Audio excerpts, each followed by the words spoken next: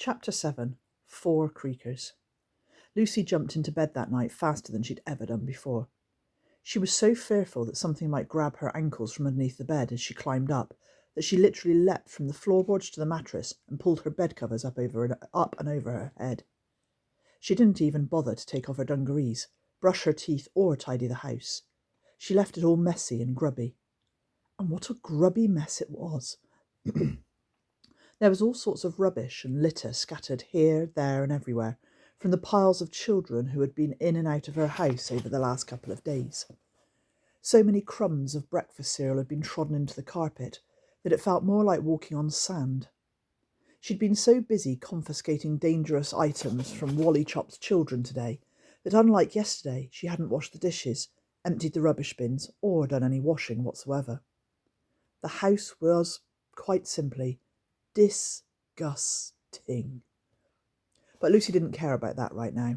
Her breathing was heavy, and the warmth of her breath soon filled up the small space under her duvet, making it hot and sticky. She tried to be as still and as quiet as she could, listening out for any strange sounds, any sign of that creature with those black eyes. But she was so scared and nervous that all she could hear was the sound of her own blood pumping around her body, beating in her eardrums like a persistent drummer who won't shut up when you're trying to think.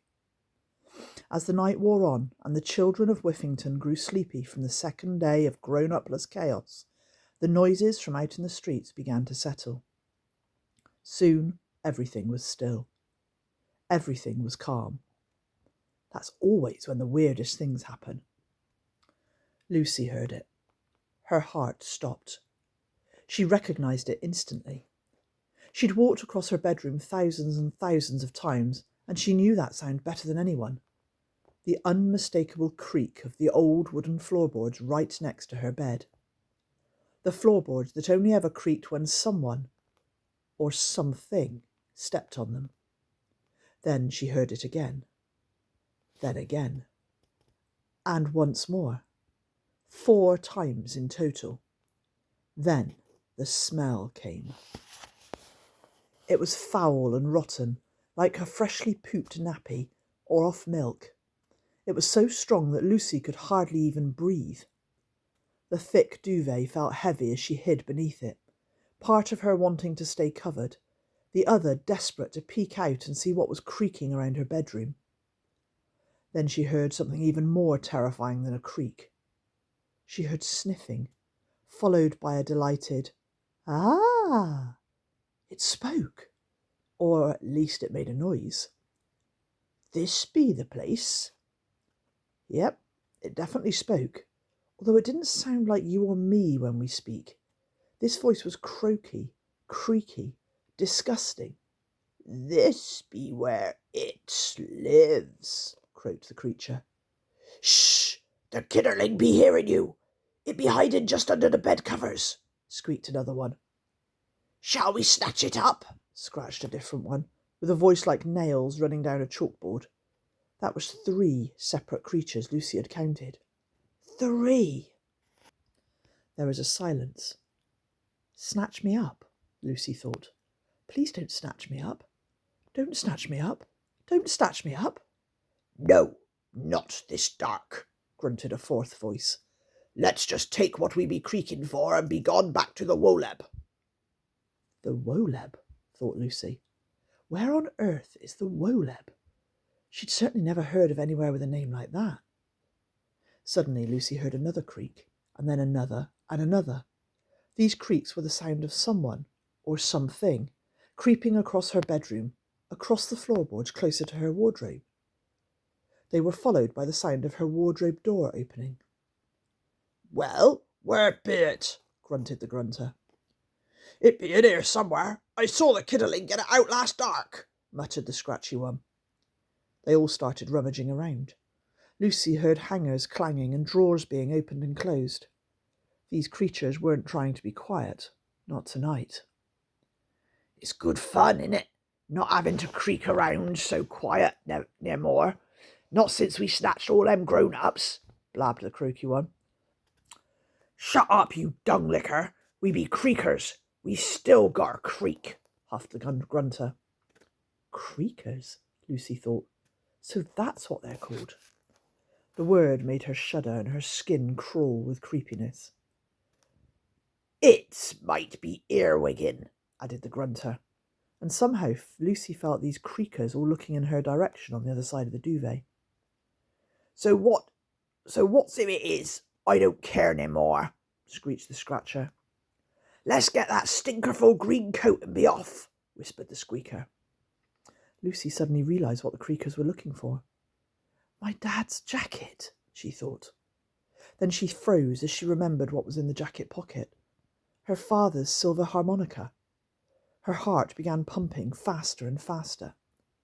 They can't take my dad's things. They're all I have to remember him by. There was a frustrated rattle of hangers from the wardrobe. It not be in here, grumbled the scratchy one. That sneaky little kidder must have hid it somewhere else, croaked the creaky one. Check the rest of the house, ordered the hisser, and Lucy heard the 4 creatures all move at once, creaking across her wooden floor, out of her bedroom, and into her mum's room across the landing. I have to stop them taking Dad's jacket, thought Lucy. Wait just a creak, Lucy. There are 4 creakers creaking around in the next room. You're all alone, hiding beneath your bed covers. Are you sure you want to try to stop them? Yes, thought Lucy. Wow, you're braver than I am, Lucy. Okay, good luck. Lucy gulped as she pulled the corner of her duvet down with trembling hands. She peeked out and saw that her bedroom was empty, but she could hear the creaks and croaks of the creatures searching her mum's room. Check them drawers! We wants that coat! One of the creatures hissed. Lucy looked at her open wardrobe and at the wooden panel that was still in place, hiding her dad's stinky work coat. Whether it was a moment of courage or pure insanity, Lucy leapt out of bed and legged it straight to her wardrobe. She heaped all her clothes on top of the panel to make sure it stayed properly hidden. Wait, hissed a voice, and everything went quiet. I smell stink. I smell dread. I smell a kidderling out of bed, croaked the 4 creatures, and then Lucy heard the most terrifying sound she'd heard all night. The creatures all started creaking back towards her bedroom. Lucy's eyes darted around her room. She knew hiding underneath her duvet wasn't going to get her out of this. She couldn't run out of the door or the creakers would snatch her. She looked at her bedroom window, but it was far too high to jump. Would you be quiet while I'm thinking? Lucy thought. Who, me? Sorry. Where can I go? She thought. Not out of the door, not out of the wardrobe window. They'll find me in the wardrobe. There must be another way. That's when she saw it, the shadowy gap beneath her bed. If these creakers got into my room that way, then maybe I can get out that way. The creaks grew louder as the creatures shuffled out of her mum's bedroom and into the hallway just outside her door. Gotta snatch that kidderling, they croaked. Gotta finds that grubby coat, they cried. Lucy had no time to think it through. It was under the bed or be snatched by these 4 things that were about to come creaking through her bedroom door any second. She bolted towards her bed as fast as her legs could bolt, and just as she got to it, she dropped down and slid straight underneath. For a few moments, Lucy lay trembling in the darkness underneath her bed. All of a sudden, she began to experience the strangest sensation. The hard wooden floorboards beneath her didn't feel as hard as normal. In fact, the floor under Lucy's bed didn't feel normal at all. Lucy pressed the palms of her hands against it. It was soft and squishy, like bubblegum or warm cookie dough. And before Lucy knew what was happening, she found herself sinking into the floor like quicksand. She was being pulled into the world below. She clawed at the floor as it began to swallow her up, but it was no good. She was going into it, whether she liked it or not. The doughy floor tightened as she sank up to her chest, then to her neck, her mouth, her nose, and, just as the room above disappeared completely, Lucy caught a glimpse of 4 pairs of twinkling black eyes peering at her from the doorway. The kidderling be going down to the Woleb, they hissed. And with that, Lucy was gone.